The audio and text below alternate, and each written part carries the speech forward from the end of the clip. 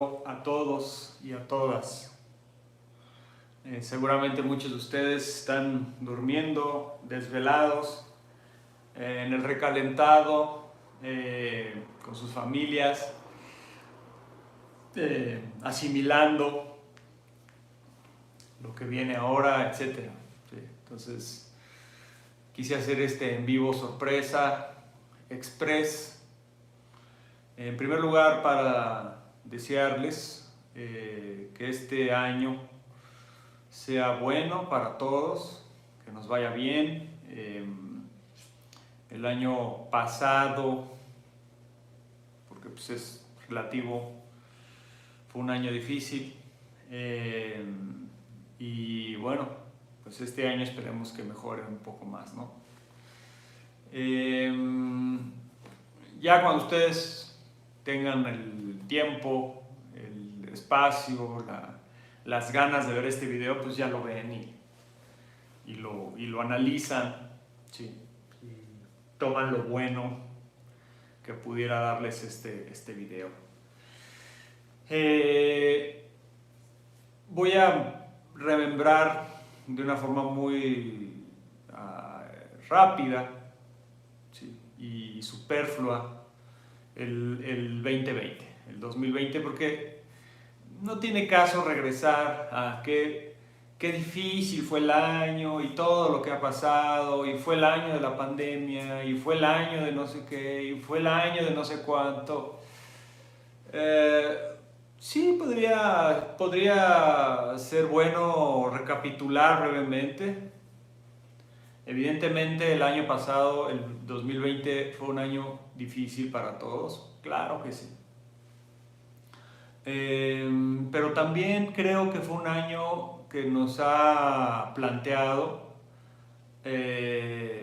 muchos retos nuevos, nos ha obligado a reflexionar, definitivamente, nos ha obligado a reflexionar sobre, pues podría decir, el rumbo que está tomando la humanidad, ¿no?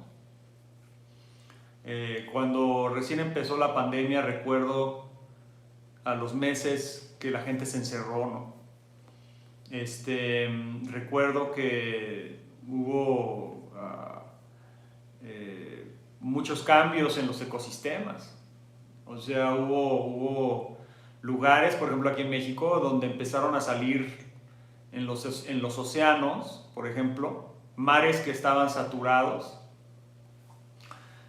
playas contaminadas, etcétera, empezaron a despejarse de contaminación y empezaron a salir ballenas y delfines y peces que no se habían visto en no sé cuánto tiempo, etcétera. O sea, y en todos lados.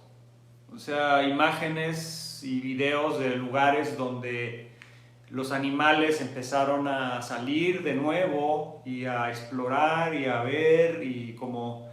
¿Por qué? Porque la plaga humana estaba pues encerrada en sus casas, en sus locaciones, ¿no? Y esas imágenes, más allá de lo terrible de la pandemia, etcétera, pero personalmente a mí me dieron mucho gusto. O sea, como ver otra vez a los animales recuperando territorio, sintiéndose como, ay, por fin estos humanos se fueron, no, aunque no fuera cierto, pero como que los animales, no sé, sintiendo que es también su planeta, ¿no? Y que también tienen derecho a estar, ¿no? Y eso yo lo recuerdo de una forma muy grata. O sea, ver eso, dije, qué feo la pandemia, pero al mismo tiempo es un respiro al planeta. Y eso lo recuerdo tanto. Ahora creo que volvimos un poco a lo mismo, porque la gente pues, volvió a salir, volvió otra vez las mismas dinámicas. Dinámicas muy ególatras de la especie. O sea, los humanos llegamos y creemos que el planeta es nuestro y que los animales son inferiores y no tienen el mismo derecho, a estar, ¿no? No sabemos, el ser humano la verdad es que no sabe coexistir, esa es la realidad, ¿no? Entonces no quiero transformar este en vivo en algo fatalista, pero sí nos hace pensar muchas cosas. ¿Sí? Y el virus creo que sí nos vino a enseñar muchas cosas. ¿Sí? Nos vino a enseñar muchas cosas. ¿Sí? Haya sido creado o no haya sido creado, el virus se está volviendo un gran maestro, ¿no? Se está volviendo un gran maestro. Creo que muchas personas empezaron también, debido a los encierros y a toda esta situación, a revalorar sus prioridades. O sea, también hubo muchas personas que empezaron a revalorar el sentido de su vida, ¿no? Porque cuando todo va fluyendo como una dulce canción y puedes hacer lo que se te dé la gana, supongo que no te importa mucho o no te interesa las capas más profundas de tu propio existir, ¿no? Pero cuando vienen estas situaciones y la vida de una u otra forma te obliga a verte a ti mismo y a encerrarte, literalmente, o sea, a encerrarte y a recapacitar tu forma de ser, creo que son los momentos de grandes cambios, ¿no? Varias personas dicen que las crisis son los mejores momentos para hacer grandes cambios. Y creo que esta crisis mundial, a todos los niveles, nos ha obligado a hacer grandes cambios. De cierta forma, o sea, tampoco quiero pecar de optimista, ¿no? Ahora la humanidad será diferente. Tampoco quiero pecar de optimista y tampoco quiero irme al lado pesimista, de ya esto está mal, va a seguir mal. Creo que estoy tratando de ser realista, lo cual es bastante difícil, pero se puede. Y creo que, repito, esta situación nos ha obligado a hacer grandes cambios. Y no nada más ahora, sino mediano y largo plazo vamos a tener que seguir aplicando diferentes estrategias y modos de vida, obligadamente, y con toda la situación tan lamentable de tantas personas que han perdido su trabajo, que han, ¿no? que han perdido familiares, que están sintiendo el embate económico, ¿sí? Debido a esta situación. Estaba estudiando unos artículos recientes sobre cómo esta pandemia todavía abrió más la brecha entre los multimillonarios. Los millonarios se volvieron multimillonarios y los multimillonarios que ahora son billonarios y billonarios y más billonarios que nunca. Y la gente, las masas muriéndose de hambre. O sea, ahora, por ejemplo, el dueño de Amazon, ¿no? Se catapulta como el hombre más rico del mundo, prácticamente gracias a la pandemia. Yo pienso en todos los servicios virtuales y plataformas y etcétera, y todos los especuladores y toda la gente que maneja pues al planeta básicamente en términos socioeconómicos, políticos. Esta pandemia los ha catapultado ya a nivel de dioses del Olimpo. O sea, estaba leyendo que los millonarios ahora son más, los grandes millonarios ahora son más millonarios gracias a la pandemia, más, ¿sí? Porque pues la economía, el manejo del capital es así, ¿sí? El manejo del capital es la especulación del capital y cuando vienen grandes crisis, grandes situaciones terribles para la humanidad, etc., el flujo de capital se modifica y se especula con él, y el manejo de los mercados se vuelve todavía más cruel, ¿no? Los mercados se vuelven profundamente crueles con la mayoría de la población. Entonces, sí son cosas tremendas, ¿no? O sea, son situaciones terribles para la mayoría, para todos los terrenales, ¿no? Para todos los que vivimos y que vivimos con un cierto poder adquisitivo, pero que no somos millonarios ni billonarios, ¿no? Entonces se abrió más la brecha. ¿Sí? La pandemia abrió más la brecha. ¿Sí? Más desempleo, más hambrunas, más miseria, más injusticia. Y por otro lado, menos millonarios, y los pocos millonarios, billonarios ahora, ¿no? Entonces, y eso no proyecta algo bueno. O sea, cuando tenemos grupos humanos completos en la desesperación total y en la miseria y en el hambre, tenemos un problema grave de injusticia social por un lado, que es terrible, pero tenemos un problema grave en todos los sentidos, en seguridad, en salud, en educación, en todo, ¿sí? Y eso es lo que las grandes cúpulas del poder no entienden, ¿sí? No lo entienden. Y no les importa, o lo entienden, pero más bien, yo creo que sí lo entienden, pero son ajenos, es un mundo ajeno a ellos. Aquí en México ha habido muchos comentarios de políticos, por ejemplo, que dicen, es que pues con un sueldo de 200 o $150 al mes, la gente ya vive. O sea, no hay que subirles el salario. No es necesario que la gente gane más. Con $150 al mes, la gente está bien. Ese es, de veras, o sea, sí lo dicen, no estoy bromeando. Los políticos, muchos viven en unas esferas donde su realidad es su helicóptero. O sea, ni siquiera andan en las calles, sí, pero en las calles de los barrios más ricos de México, ¿no? Y se juntan con la gente millonaria de México. Y de veras, para ellos decir hay más de 60 millones de pobres, mucho más ahora en México, para ellos es un número, no es 60 millones de pobres, está bien. Sí, hasta se enojan, por ejemplo, ahora que se va a subir el salario mínimo, las veces que se ha subido el salario mínimo y ahora se quiere subir más. No, hombre, qué mal, ¿por qué le suban el salario mínimo a esta gente? ¿Para qué le suben el salario mínimo si con lo que ganan ya con su despensita, órale, ya con eso?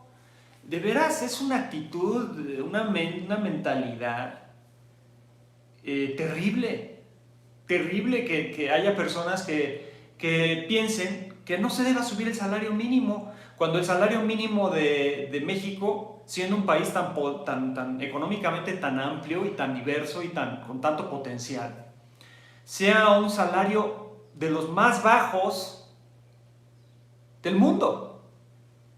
Me parece inconcebible, ¿no? Que ahora los empresarios se enojen porque se les quiere pagar mejor a la gente.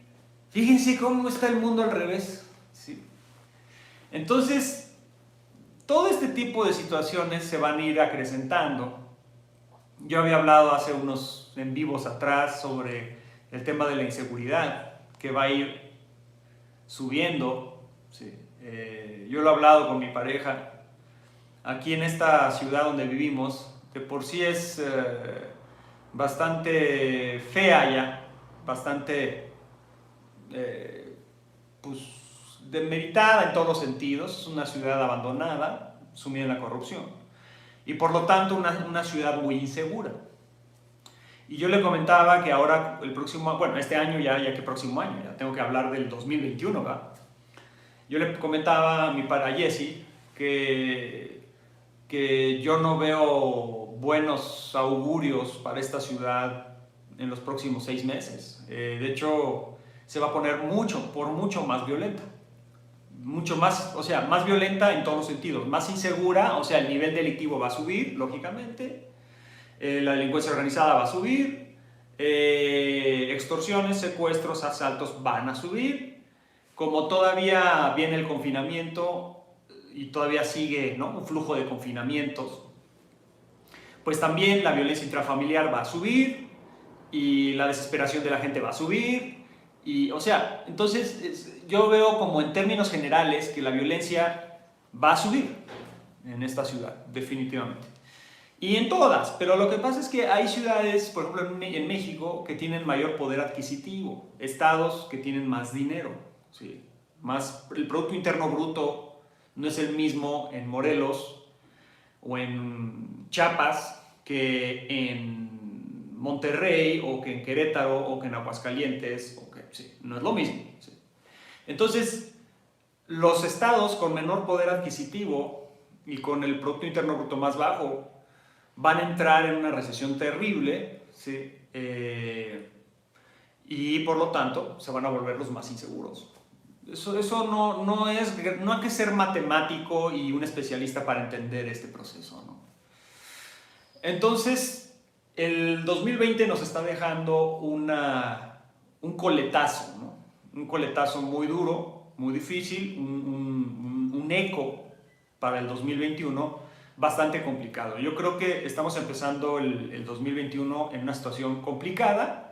Repito, no quiero ser pesimista, no quiero ser optimista, simplemente realista. Creo que este año viene difícil, viene con muchas expectativas también. Por ejemplo, todo el tema de la vacunación. Muchas personas están diciendo, ya, llegaron las vacunas, ya se están aplicando, ya por fin se acaba esta pandemia, por fin vamos a pasar a otra cosa. Y me parece que es pecar de ingenuidad de los mismos gobiernos que de repente argumentan, gobiernos, empresas, ¿sí? Comunidades enteras, ya viene la vacuna, ya se va a acabar esto y ya vamos a pasar a otro capítulo. Yo creo que es una actitud muy ingenua, ¿no? Que venga la vacuna no significa que todo el mundo se va a vacunar, por un lado. Dos, que la vacuna todavía falta ver la efectividad real, porque es una vacuna de emergencia, a final de cuentas. Y es una vacuna, como es de emergencia, es una vacuna apresurada, ¿no? Que no ha tenido realmente el estudio suficiente y la comprobación real para ver qué efectos secundarios tiene y qué efectividad tiene, real, ¿no? Entonces, todo paso apresurado o toda decisión que se toma por situaciones de emergencia, pues siempre van a tener consecuencias y siempre va a haber un precio a pagar. Entonces, pensar que ahora ya todo el mundo se vacuna y ya todo va a ser normal, incluso están diciendo que la misma gente que se vacune tiene que seguir con el tapabocas. Y además, de aquí a que vamos a suponer que toda la humanidad se vacunara, vamos a suponer que llegara una vacuna, genial, una vacuna que vamos a suponer que genial, que todo el mundo, que sí funciona, que ya, perfecto, ok. ¿Cuánto tiempo va a tardar a que toda la humanidad se vacune? O sea, en México, millones de personas. ¿Cuánto tiempo, cuántos meses para que todo mexicano ya tenga la vacuna? Muchísimo tiempo, ¿sí? Además de todos los que no se van a querer vacunar, ¿sí? Entonces, decir ya llegó la vacuna y ya esta crisis se acabó, yo creo que es muy ingenuo, ¿sí? Yo creo que con todo y vacuna y con todo y tratamientos, que yo veo una opción un poco más realista, que se descubra o que se siga avanzando en tecnología médica y que se descubra un antiviral superpoderoso contra el COVID. Entonces, deja de ser una amenaza como tal. ¿Por qué? Porque tienes un tratamiento muy bueno contra el COVID, te da COVID, te tomas el tratamiento y llega y entonces se pone a nivel de gripa. Digo que en influenza ya hemos hablado, ¿no? En influenza ha matado a muchas más personas, pero a lo que voy es de que un tratamiento efectivo no es mala opción, porque entonces se vuelve como, no sé, cuando tienes una infección y tomas antibiótico. Sí. Tienes una infección bacteriana y te tomas un antibiótico y te curas, se acabó, a tiempo y ya. Imagínense que ahorita, supongamos en una utopía, ¿no? Que se inventara y que ya se lanzara al mercado un tratamiento accesible a toda la población mundial contra el COVID. Un tratamiento de 3, 4, 5 días, como si fuera un antibiótico. Y inmediatamente te da COVID, pero pues este tratamiento te te lo corta rápido y se acabó. Yo veo algo más viable en ese sentido, pero bueno, yo no soy ni doctor, ni investigador, ni nada. O sea, estoy especulando nada más. ¿Sí? Entonces, de aquí a que llegue un tratamiento de este tipo, y luego que las vacunas realmente funcionen y que la gente se quiera vacunar, es un proceso largo. Entonces, yo creo que viene un proceso largo. El primer semestre del 2021 yo lo veo complicado, lo veo con confinamientos intermitentes. Yo creo que esto que la experiencia de primero el encerrón y luego que todo el mundo, los gobiernos de prácticamente todo el mundo dijeron, bueno, ya bajó la curva de contagio, dejamos a la gente que salga y que la gente salga y que haga todo lo que quiera hacer. Provocó una segunda ola de contagio muy fuerte. Aquí está pasando en México, se están muriendo muchas personas conocidas, así directos míos, o sea, conocidos, que se les han muerto familiares, que se han enfermado, que están mal, que están en el hospital, o sea, grave, ¿no? Y ahora, pues este año, yo creo que otra vez lo mismo. O sea, va a haber un confinamiento, se supone que ahorita estamos en confinamiento. Va el 10, a partir me parece que del 10 de enero o el 15 de enero, una cosa así, ya se empieza a abrir el confinamiento en ciertas locaciones del país. Y otra vez lo mismo, la gente va a salir como si nada y va a andar como si nada y va a subir la curva de contagio. Otra vez se va a empezar a morir muchas personas, el gobierno va a volver otra vez a cerrar y otra vez nos encerramos y otra vez otros días, otras semanas de confinamiento y otra vez baja la curva de contagio.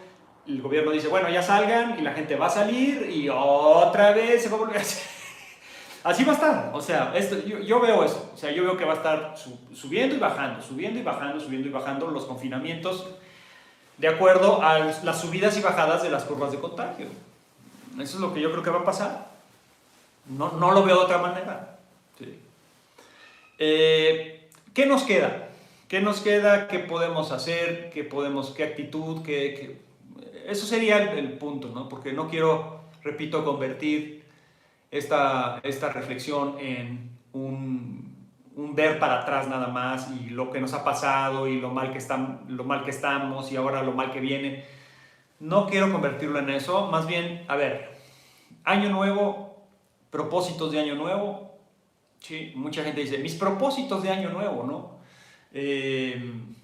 Yo hablaría no de propósitos, hablaría de compromisos. ¿Sí? De compromisos, mi compromiso de año nuevo, mi compromiso en este nuevo ciclo, ¿sí? Porque es un nuevo ciclo, ¿no? En este nuevo ciclo, ¿qué compromisos puedo adoptar? ¿No? Realistas, ¿sí? Viables, de beneficio para mí y para los demás también, ¿no? Yo creo que eso sería la proyección que deberíamos tener, ¿sí? Y la actitud que deberíamos tener. ¿Qué compromisos? Yo no siento que sea lo mismo el propósito que el compromiso, ¿sí? El propósito es, me gustaría hacer esto, me propongo hacer aquello, me propongo bla, bla, pero es un querer que muchas veces no se logra. Muchas personas empiezan el año nuevo, ahora sí voy a bajar de peso, ahora sí voy a mejorar mi salud, ahora sí voy a buscar trabajo, ahora sí voy a hacer esto, ahora sí voy a ser mejor persona, ahora sí, bla, bla, bla, bla, bla. Y si analizamos, el 90% de esos propósitos llega medio año y sigues igual de obeso, de sobrepeso, de mísero, de mediocre, ¿no? Porque al año nuevo empezaste como, ahora sí voy a hacer esto, y a la mera hora no hicieron nada, no hicimos nada. En cambio, un compromiso es una actitud de responsabilidad y de sacrificio, ¿no? O sea, de sacrificio, donde estoy dispuesto a renunciar y abandonar ciertos hábitos y ciertas actitudes y mentalidades y conductas que evidentemente no me hicieron bien, ni a mí ni a los demás, ¿no? Ese sería un compromiso, es duro, requiere disciplina, requiere sacrificio, requiere entrega, ¿no? Entonces yo pensaría más que nada en términos de compromisos. ¿A qué me comprometo? ¿A qué me comprometo este año? Eso sería, ¿no? Y yo creo que todos tenemos compromisos generales, compromisos con la sociedad, compromisos con nuestro entorno, compromisos con nuestro país, compromisos con nuestro planeta, a una gran escala o en un macrocosmos, ¿no? Pero en un microcosmos, en nosotros, también tenemos compromisos con nosotros mismos. Creo que tenemos que verlo desde esa forma más amplia, ¿no? O sea, qué compromisos quiero hacer con mi entorno y el ambiente, con el medio ambiente, con mis amistades, con mi familia, con mi país, con mi sociedad, con mi ciudad, etcétera, y qué compromisos aparte y paralelamente voy a hacer conmigo mismo y qué es lo que quiero cambiar de mí mismo que me di cuenta que no me está haciendo bien. Y en compromisos generales, creo que hay un común denominador o hay varios comunes denominadores en los compromisos que creo que tanto ustedes como yo, como cualquier ser humano debe hacer y que debemos de aplicar, ¿sí? Porque es en beneficio de todos, ¿no?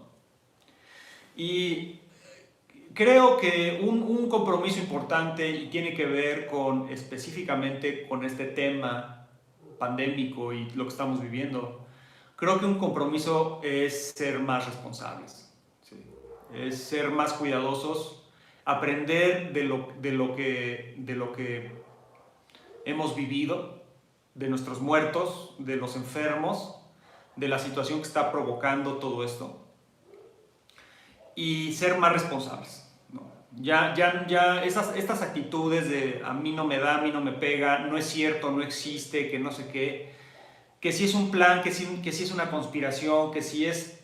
Aunque fuera un plan, aunque fuera una conspiración, si nosotros seguimos actuando de la misma forma y saliendo y contagiando a todos, ¿sí? Muchos no se mueren. O sea, efectivamente, muchos les pega el COVID. Yo tengo varios conocidos, alumnos, que les pegó el COVID y ni cosquillas. Tal vez a mí ya me dio COVID, es lo que hemos estado hablando.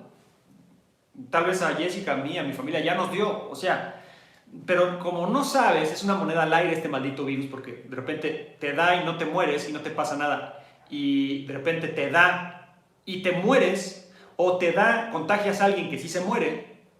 Entonces, es un tema delicado. Es un virus muy raro, ¿no? O sea, no tiene un patrón así, ¿no?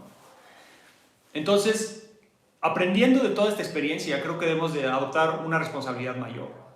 Por nosotros, por los demás, no nomás por los adultos mayores o la gente vulnerable, sino por todas las personas que han perdido su trabajo.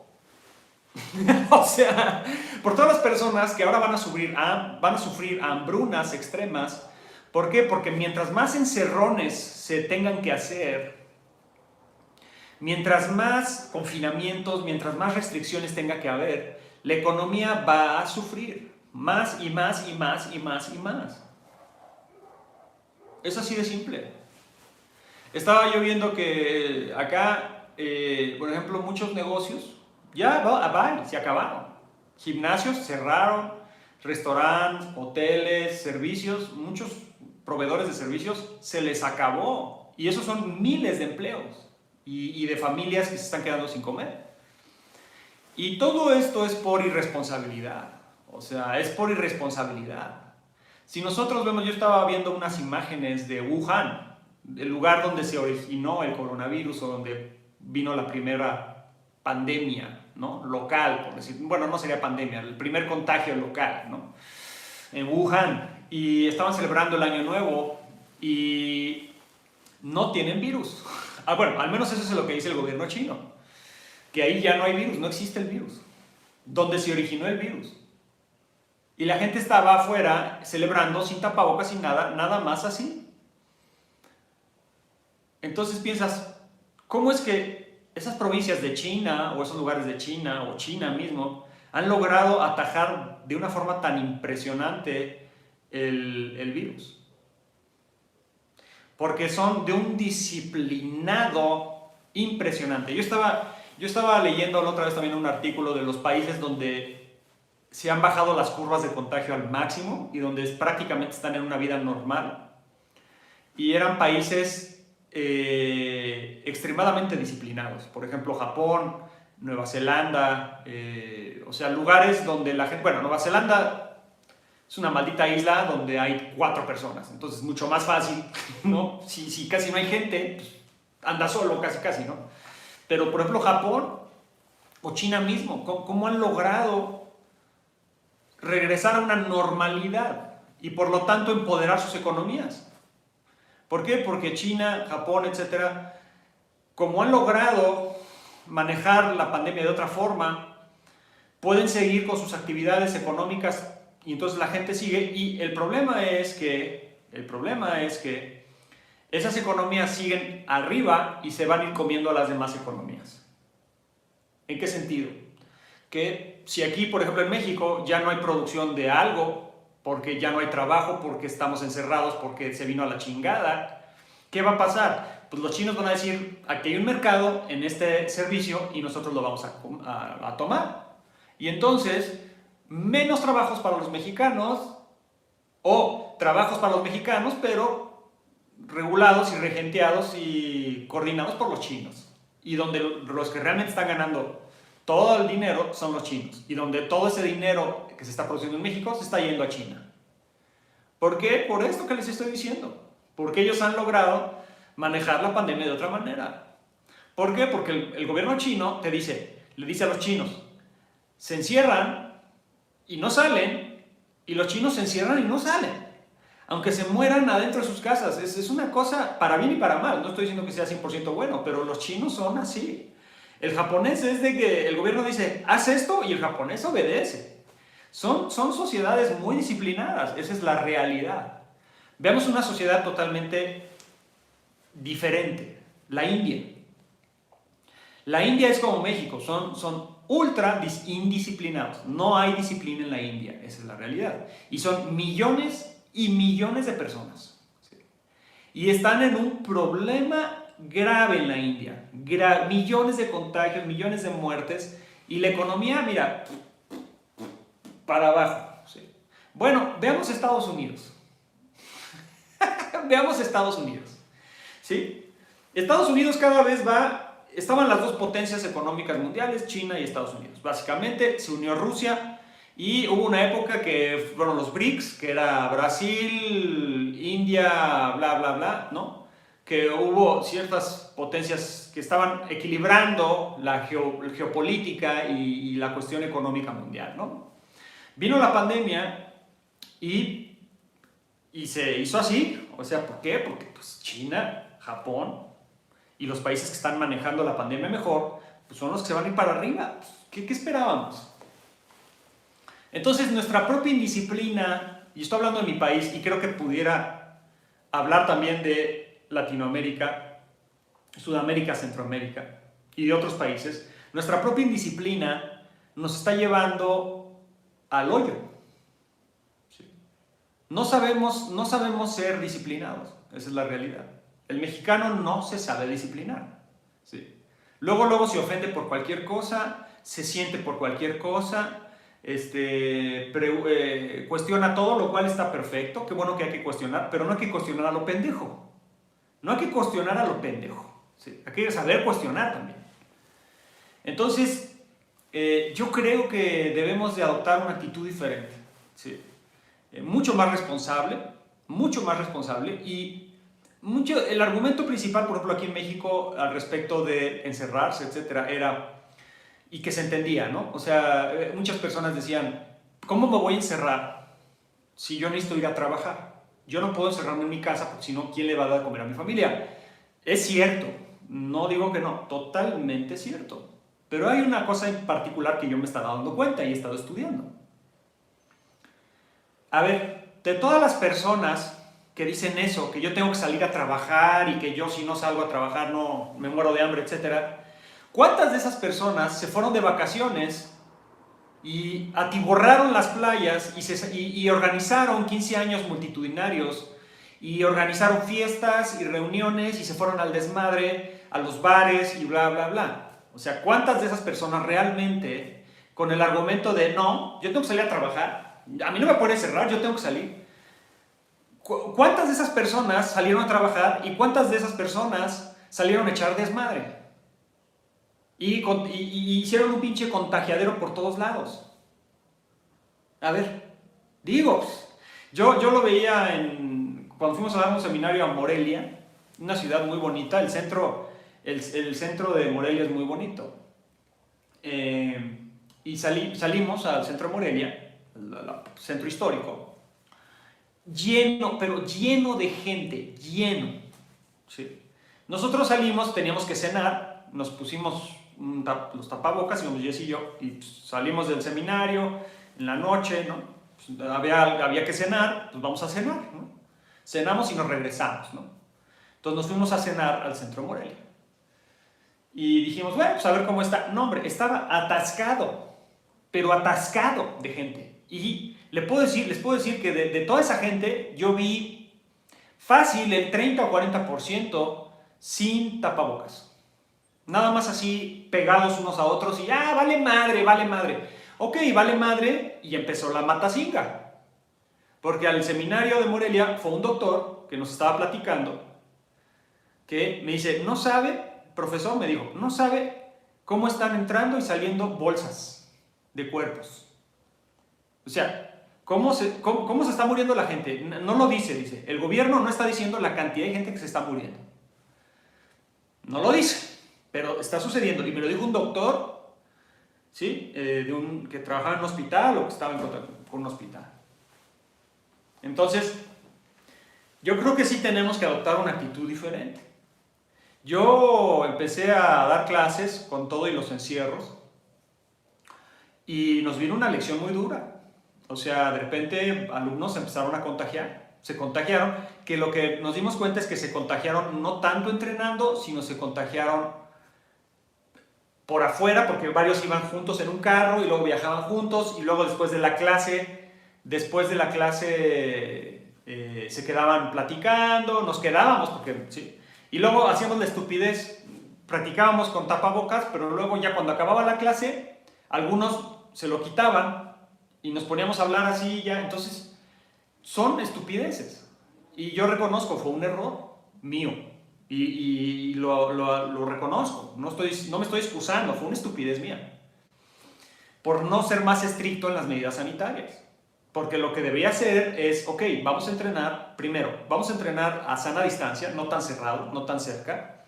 Dos, lógicamente que si lo hacíamos, tomamos temperatura, gel, lo que sea, ¿no? Eso sí lo hacíamos.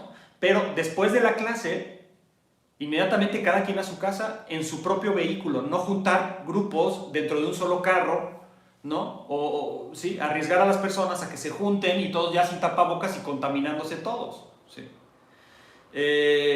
Son enseñanzas duras, o sea, fue un error que no vamos a repetir, y que vamos a seguir entrenando, sí, pero con unas medidas sanitarias más estrictas. Porque, repito, tenemos que hacer compromisos, ¿sí? Y yo, es uno de los compromisos que he asumido para este año, ¿sí? Mucho más estricto a las medidas sanitarias en mi escuela. Bueno, ya no tengo escuela como tal, ¿no? Pero en las escuelas de mis instructores, a los seminarios, por ejemplo, ahora que voy a Guadalajara, que voy a estar en Puebla, Querétaro, Celaya,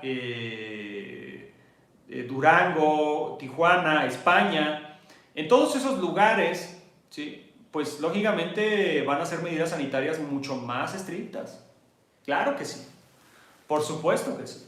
Entonces, ese es uno de los compromisos que yo quiero tomar y que yo invitaría a que ustedes también se lo tomen más en serio, porque si seguimos siendo indisciplinados, con mil excusas y argumentativas, yo no estoy diciendo que no salgas a trabajar, el 60-70% de la economía en México es informal. O sea, son personas que salen a la calle a trabajar en diferentes servicios, cosas, etc. Yo no estoy diciendo eso, pero que realmente seamos honestos y que no pongamos como pretexto que yo tengo que salir a trabajar cuando en realidad te vas a echar desmadre. Y te vas con los cuates a echar desmadre y a los bares y a las playas y a mí me vale madre y de algo me he de morir. y de algo me ha de dar, o el pinche coronavirus no existe, y que la pandemia, y que la verga, o sea, digo, no están viendo, nosotros hemos visto los muertos, ¿sí? Dile eso a quien se le murió su mamá. Yo conozco a alguien que se le murió su mamá, ve y dile en su cara que su mamá, entonces ¿de qué se murió su mamá?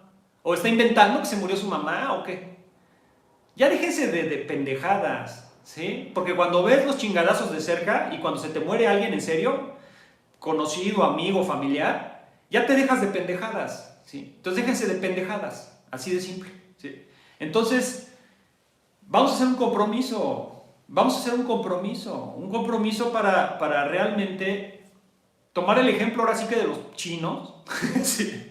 y disciplinarnos, en serio. ¿Para qué? Para que pinches encerrones no sean ya tan largos. Porque mientras más largo sea el encerrón y vengan estos semáforos, por más que haya agentes y servicios que digan, a mí no me encierran y yo sigo con mi negocio y no me importa, a final de cuentas sí sigue afectando. Entonces, tomemos lo bueno de los países que han logrado bajar las curvas de contagio. China, Japón, no sé, Nueva Zelanda es tremendo, redujeron impresionantemente la curva de contagio. Y ahí están las estadísticas, ahí están las estadísticas, no estoy inventando, ahí están las estadísticas. Entonces, yo creo que sí nos tenemos que disciplinar más, seguir trabajando, seguir haciendo nuestras actividades, pero ser más responsables, para que volvamos a regresar, para que regresemos a una normalidad y podamos seguir con nuestras actividades. Entonces ese es uno de los compromisos que yo creo que debemos de adoptar, ¿no? Otro compromiso que yo estoy adoptando, y lo menciono, es tratar de ser más beneficioso mis hábitos y todo con el planeta, ¿sí? Yo durante mucho tiempo reciclaba, tenía composta, separaba la basura, comía muy poca carne, etc. Y creo que debemos de retomar eso, ¿sí? Porque en mi caso, por ejemplo, ahora donde yo vivo, no tenemos dónde compostear, no hemos reciclado mucho, de vez en cuando reciclo y luego ya no reciclo, y está mal, muy muy mal. O sea, mal, ¿por qué? Porque cuando nosotros no separamos la basura, ¿sí? ¿Dónde creen que se va todo eso? Hay lugares donde hay ya mares de basura, islas de basura. Yo les puedo decir esto de primera mano porque el esposo de mi mamá es especialista en medio ambiente. No es ecoloco, o sea, de esos así ambientalistas que andan acá. No. Este es doctor en biología y en economía, ¿sí? Y es un especialista en manejo de residuos, especialista en agua, o sea, en todo el tema del agua en el planeta. Es un especialista, o sea, les puedo decir que de lo mejor del mundo, ¿sí? Y lo que me cuenta es terrible. O sea, el nivel de contaminación es brutal, ¿sí? Entonces creo que también que tenemos que adoptar un compromiso de ser más responsables con nuestra basura. Porque que no la veamos en nuestra casa y que no la vea yo en mi cuarto o en mi cocina, no significa que automáticamente desaparezca. Sí. No desaparece. Sí. Yo recuerdo en Japón, en Osaka, había una planta tratadora de basura, pero era como un gran horno, hagan de cuenta, como un incinerador de basura.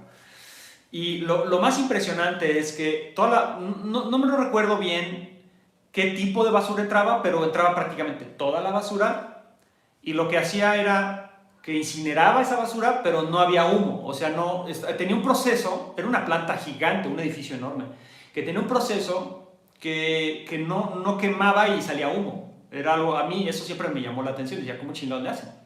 Porque lo incineraban y casi lo desaparecían.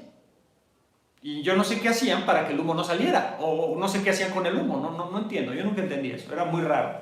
No sé si la horneaban o no sé qué hacían, pero era una planta de cero residuos. O sea, no dejaban nada de basura, nada. Y qué impresionante, qué tecnología más impresionante y más padre. Yo recuerdo, eso me dejó impresionado. Me acuerdo, por ejemplo, en Kioto, los ríos, los bosques en Japón, los bosques, los ríos limpios. Yo decía, ¿qué es esto? ¿Qué es esto? ¿Cómo puede estar este maldito río? Un río en medio de la ciudad y la gente pescando en el río. ¿Cuándo vamos a ver eso en la Ciudad de México? O en Lima, o en cualquier ciudad de cualquier lado, porque no nomás de tercer mundo, de primer mundo también. También pasa un nivel de contaminación en los ríos. Y yo me asombraba, decía, los japoneses tienen una disciplina con su basura impresionante, impresionante. Y creo que debemos de adoptar un compromiso, y yo hablo por mi país, somos muy indisciplinados y muy vale madre. La mayoría de las personas aquí en México no separan su basura, no la separan, lo echan todo junto, ¿sí? Y eso está mal, porque esa basura no se va al espacio, no se va al fondo del océano. Bueno, pues sí se va, pero dijéramos, bueno, se va y se queda ahí abajo, ¿no? Que también es una actitud muy pendeja, ¿no? Pero la basura no desaparece, pues. La basura está ahí. Ustedes no sé si han visto los tiraderos a cielo abierto. ¿Han visto los tiraderos a cielo abierto? Lo que se llama tiradero a cielo abierto, que es, llegan los camiones y tiran la basura en un área gigante de hectáreas, ¿no? Es terrible. Y además todos los líquidos, déjenme explicarles una cosa del tiradero a cielo abierto. Los líquidos de toda la basura empiezan a filtrarse a los mantos freáticos, o sea, se va metiendo a la tierra y va contaminando el agua. Entonces todo el líquido de químicos, de orgánicos, todo, empieza a irse al agua. Entonces es terrible, ¿no? Es terrible que seamos tan irresponsables. Es triste, es triste. Ese es uno de los compromisos que quiero hacer, que estoy haciendo, se acabó. Tengo que volver a reciclar todo lo que consumo y separar toda la basura y compostear todo lo orgánico. No tienes por qué revolver, es una ofensa al planeta revolver la basura, ¿sí? Es una ofensa que tú agarres los residuos de las verduras, lo que sobra de las verduras, de la carne, de la comida, y lo avientes con el plástico. Es realmente, y con los botes de plástico, y con las latas, y con los vidrios, y todo lo revuelvas, y te valga madre y lo avientes. Es realmente, es una ofensa, ¿eh? Sí, es una ofensa, ¿sí? Está bastante mal, ¿sí? Y lo tienes que aceptar, estás mal. Si no lo haces, estás mal, ¿sí? Estamos mal, porque pues, yo me uno, ¿no? Yo también he estado muy negligente, ¿no? Entonces, yo hago un llamado, es un compromiso que quiero hacer y hago un llamado a que ustedes también lo tomen, porque, repito, este virus y toda esta situación nos está enseñando lo frágiles que somos y que en cualquier momento este planeta nos sacude como una pulga. O sea, por medio de desastres naturales, por medio de virus, de enfermedades, de guerras, o sea, nos vamos a extinguir, definitivamente. Y creo que es un proceso vital, todo lo que vive tiene que morir en algún momento, ¿no? El problema es cómo te extingues. El problema no es que te mueras, el problema es cómo te mueras. Y cómo te mueres depende de cómo viviste, ¿no? Entonces, si nosotros como especie vivimos en la negligencia total y en el egoísmo total y en la ignorancia total, destruyendo todo a nuestro alrededor, esa forma de vida nos va a causar una muerte agónica, una muerte terrible, definitivamente, no hay ninguna duda. Y no a nosotros, a nuestros hijos y a los hijos de nuestros hijos y así. ¿Sí? O sea, es agónico. El apocalipsis es agónico. El apocalipsis no es grandioso, no es heroico. No es que venga un gran asteroide y nos mate a todos y ya. o que venga un apocalipsis zombie, o que se caiga la economía mundial y entonces entremos en unas guerras civiles donde ya se vuelve la tierra de Mad Max. No es tan heroico, ¿eh? O sea, si ustedes están pensando en un apocalipsis heroico, están alucinando, porque no es así. Es un apocalipsis bastante triste, agónico, torturador, cruel, ¿sí? Y doloroso.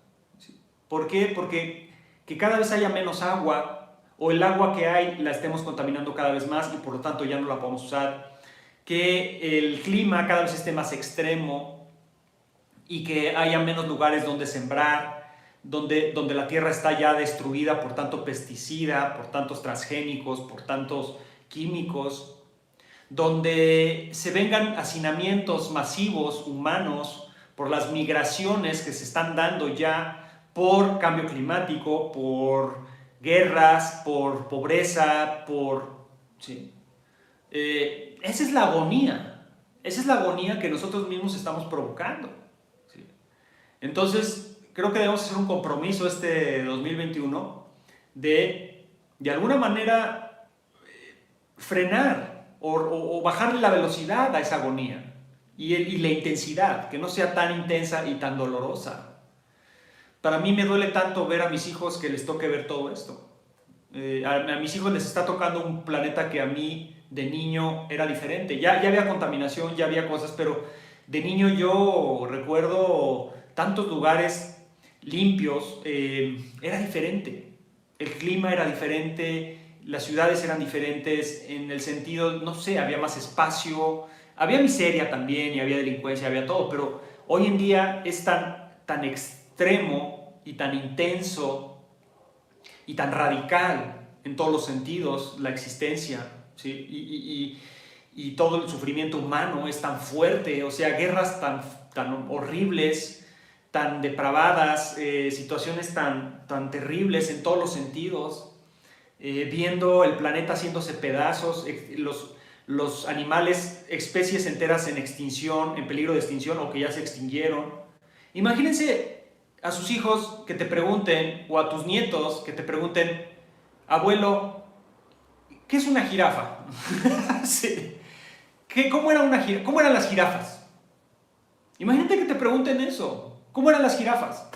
O sea, qué terrible, ¿no? Que de repente las nuevas generaciones aprendan nada más con lo que ven ya en las redes, porque ya no existe. Es realmente terrible, ¿no? Entonces yo creo que debe haber un compromiso, ¿no? Un compromiso de consumo también. O sea, lo que consumo sí afecta al planeta.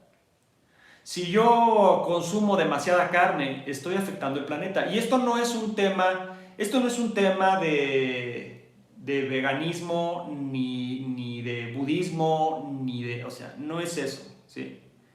La realidad es que, y se los voy a decir así, y es por donde le quieran investigar, la industria de la carne es la industria prácticamente más contaminante del planeta. Y no nada más la más contaminante, la industria de la carne también genera problemas graves en términos de cultivos y de diversidad, ¿ok? Y de economía además, porque para tú tener carne necesitas vacas y para tener vacas necesitas cultivos y cultivos monocultivos, puro trigo o pura avena o puro maíz. Entonces tienes extensiones gigantes en diferentes ecosistemas que se han plantado nada más con estos cultivos. Entonces, para que las personas puedan satisfacer su gusto por la carne, porque es el gusto por la carne, no necesitas comer carne diario, eso es una irreverencia y es una irrealidad. No necesitas comer carne diario, no es cierto. Y cuando digo carne, me refiero a res, pollo, pescado. No necesitas diario. Un día sí, un día no, cada 3 días, cada 4 días, no pasa absolutamente nada. ¿Sí? Pero nos han vendido la idea de que diario tienes que comer alguna carne. Y el problema es ese, que es altamente contaminante. Entonces, mientras no entendamos que debemos de reducir nuestro consumo de carne, yo no estoy diciendo que seas vegano, lo que estoy diciendo es que reduzcas tu consumo de carne. Si tú reduces tu consumo de carne, de alguna manera, y todos lo hacemos, de alguna manera ayudas al planeta, aunque no lo creas. ¿Sí? Y empezamos a exigir, además, como consumidores, empezamos a exigir otras opciones. ¿Sí? Otras opciones. Si tú empiezas a comer más verduras, empiezas a comer otro tipo de alimentos, además te va a hacer bien, porque déjenme decirles una cosa. A todos aquellos que yo como carne diario y me siento, ok, ¿sabes lo que es el cáncer de colon? ¿Sabes lo que es el cáncer de colon? Digo, o mi hijita come su caldito de pollo diario. Ándale, síguele dando a tu hijita, síguele dando hormonas diario, ¿sí? Empieza a arreglar a los 10 y de repente cáncer de seno y cáncer de ovario y problemas graves, hormonales, porque su caldito, ¿no? De pollo no puede faltar. Ah, es que a mi hijito yo le doy sus salchichas. Su salchicha, su diario, ¿no? Su salchichita, su jamón, porque está bien alimentadito. No, no está bien alimentadito tu hijito. Déjame te explico una cosa. Y te lo digo, te lo voy a explicar muy sencillo. Mi familia, ¿sí? Materna, son matanceros, ¿sí? Dueños de rastros, industria de la carne. O sea, sé de lo que estoy hablando, ¿sí? Y uno de mis tíos, me acuerdo, tío abuelo, me decía, mijo, no comas salchichas, mijo. Así me decía, ningún embutido no lo comas. ¿Y por qué, tío? Porque mira, lo que hacemos nosotros con la carne podrida, con las vísceras, hasta pezuñas, todo lo metemos a una procesadora. Metemos toda esa carne podrida, verde ya, en la carne entra verde ya, ¿sí? Con vísceras, con todo, ¿sí? Sangre, todo, va para adentro, en una procesadora, como una licuadora, ¿sí? Y luego lo lavamos con una, vamos a decir, una mezcla que tiene amoníaco, ¿sí? Para quitarle todas las bacterias, los olores, todo. Y ya queda una materia prima, ¿sí? Esa materia prima ya le echamos nosotros colorantes, saborizantes. Los colorantes que nosotros le metemos son altamente cancerígenos, ¿sí? Entonces le metemos todo eso y ya empacamos y embutimos y entonces salen las salchichas, que salen los jamones, que sale todo eso, ¿sí? Eso es el jamón y esa es la salchicha. Digo, para los que no sabían. Puedes consumir jamón, pero del caro. Pechuga de pavo, por ejemplo, aquí hay pechuga de pavo cara, pero ¿por qué es la pechuga? ¿Ves la pechuga? ¿Sí? Hay unas pechugas, de hecho, hay unos embutidos sin químicos. Existen, pero es caro, es más caro. El jamón, la salchicha, todo eso lo más barato, son bombitas de cáncer que te estás metiendo. Entonces la gente feliz, es que yo a mi mijito le doy su salchichita, síguesela dando, tú síguele. O a tu hija, no, es que mi hija, ay doctor, es que mi hija tiene 10 años y ya le salieron senos y ya le está bajando. Ah, cabrón. Y está precoz, está muy sexualizada. Ah, ¿no cree usted que tiene que ver las hormonas con eso? Y el caldito de pollo y toda la cantidad de cagada que le está metiendo. Digo, ¿sí? Entonces, creo que nuestro consumo debe ser mucho más responsable. Por nuestra salud personal, la salud de nuestras familias y por la salud del planeta. Si nosotros consumimos más verduras, ¿sí? Consumimos más fibras, frutas, agua, menos azúcares, nuestras proteínas, pues sí, si se necesitan, claro, pero buscamos proteínas un poco más sanas. Nuestro organismo lo va a agradecer y nuestro planeta también. Si nosotros consumimos puras cosas procesadas, prefabricadas, todo lo que dicen el alimento o la industria alimentaria, que te dan todo empacado y procesado, ¿sí? Todo eso procesado, aparte que está lleno de químicos y es malo, aparte está empacado. Y si ustedes ven algo procesado, es un empaque sobre un empaque sobre un empaque sobre un empaque. O sea, empacan 1000 cosas, o sea, le meten 1000 empaques para que el producto no se eche a perder, ¿verdad? Entonces, aparte del químico, le meten empaque. Y luego todo ese empaque agarramos y lo tiramos. ¿A dónde creen que va ese empaque? ¿Desaparece el empaque por magia? El empaque se va a los mares, los empaques se van a los mares, a los ríos, a los campos, o sea, entonces el compromiso también es con nuestra salud y con la salud de nuestro planeta. No es una cosa de ahora voy a bajar de peso, no, es una cosa de ahora voy a consumir responsablemente, ¿sí? En vez de ir a comprar y agarrar las bolsas en el supermercado y bolsa. Yo sigo viendo cómo llega la gente al súper y 2 peras en una bolsa y una zanahoria o una pinche cebolla en otra bolsa. O sea, ¿que están pendejos o qué? ¿Para qué chingados quieres 5 o 6 pinches bolsas para 3 pinches verduras? No entiendo cuál es la pinche mentalidad. Es una pinche mentalidad de tercera. O sea, no te metas tanta pinche bolsa. Digo, es una cosa de ay, Dios mío, carajo. Es híjole, carajo. Entonces, vamos a establecer compromisos diferentes, ¿no? Digo, por favor, o sea, y me uno, vamos a hacerlo, ¿sí? Entonces yo creo que ese es otro compromiso que debemos de adoptar. Y por último, un compromiso que para mí es importante, y ya ustedes dirán si para ustedes también, es ser más inteligentes, ser más sabio, ser una persona más sabia, más inteligente, más madura. Más madura. Sí.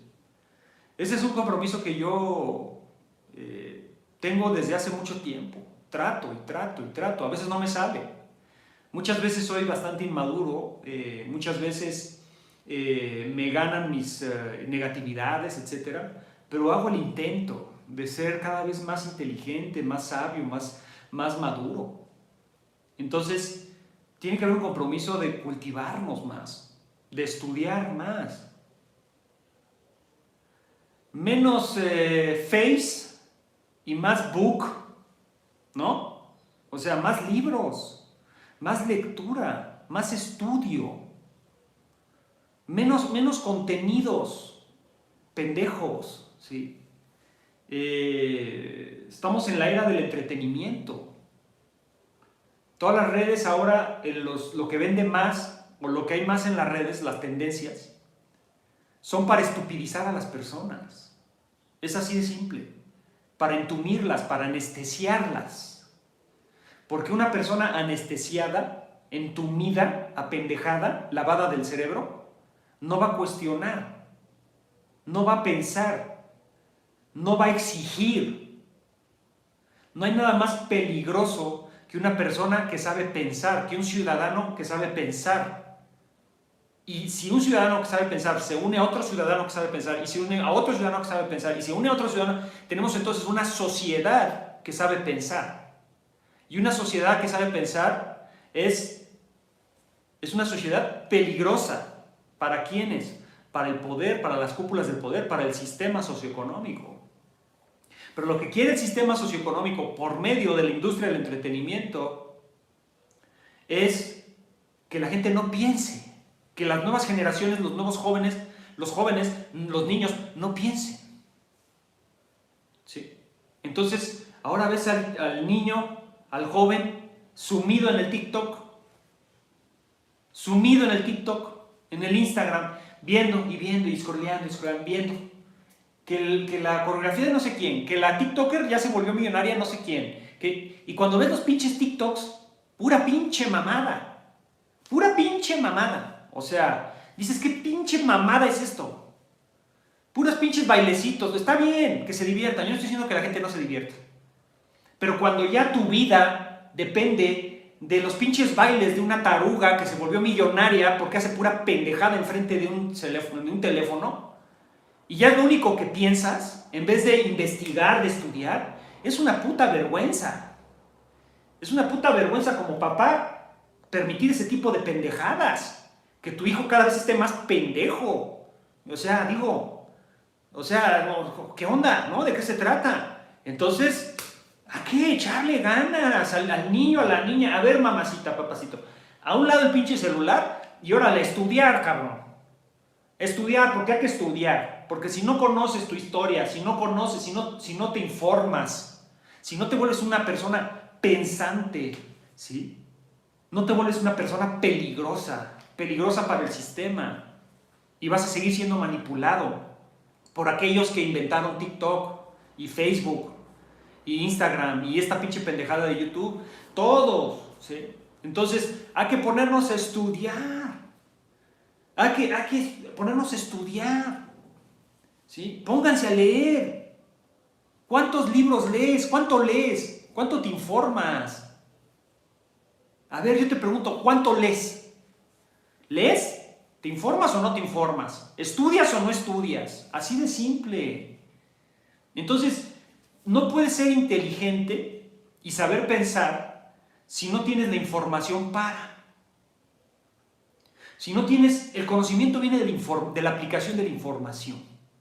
Pero a ver, si tu información viene del sistema, por medio de entretenimiento, si tu información viene de los fake news, de la pinche conspiratitis, ¿sí? Si de ahí viene tu información, de los chismes y de la gente que nomás está generando pura pendejada para sus propios intereses y está mal informando a las personas, si toda esa información tú la tomas como verídica y crees que eso te va a dar conocimiento, estás pero por muy equivocado, ¿sí?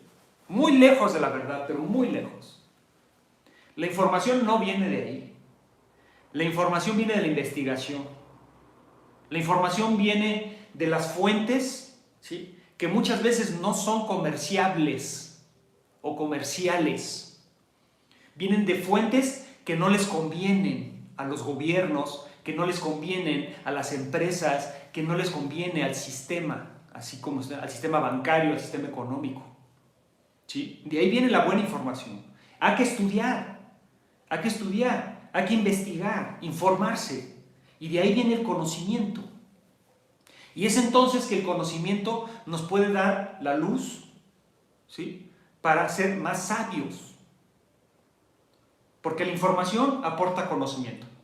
Y el conocimiento aplicado a la realidad, contextualizado y dentro de la verdad y solo hacia la verdad, nos da sabiduría.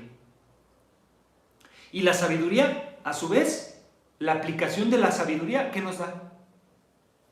Madurez. Entonces, no puedes ser una persona madura si te sigues dejando lavar el cerebro. Es así de simple.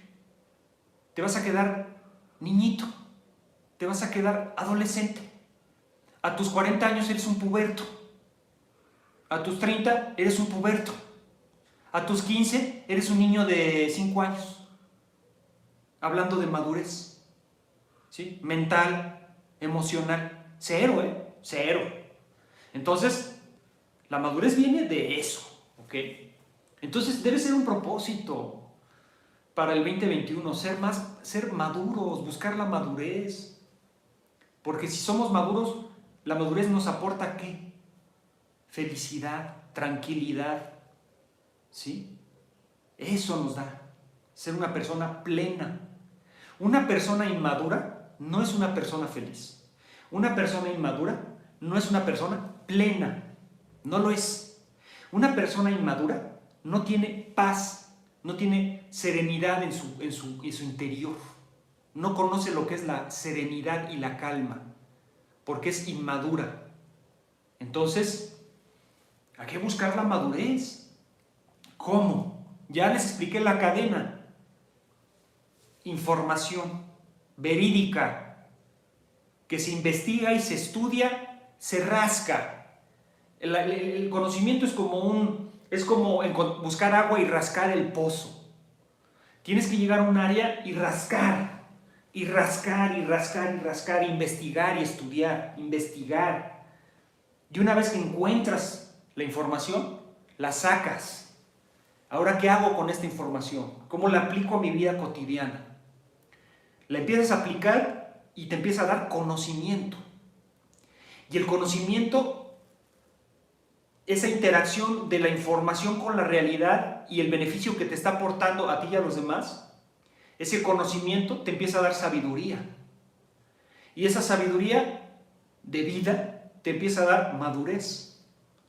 Y esa madurez emocional, intelectual, espiritual, te empieza a dar felicidad y serenidad y paz y abundancia. Así de simple. Esa es la cadena. Ahora sí que esa es la cadena de producción. Te saltas un paso y no lo logras.